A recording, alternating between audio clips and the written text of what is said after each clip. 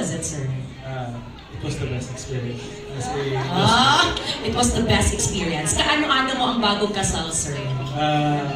Friends. Friends mo sila. And syempre, nakakatawa ng puso. You are the best one, right? Yes, yes. Ayun, palakpakan po natin.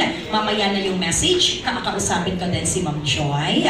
Hi, Ma'am Darrell. Kumusta ka na? It's been a long time. Okay, kumusta ang pagiging maid of honor? Pressured.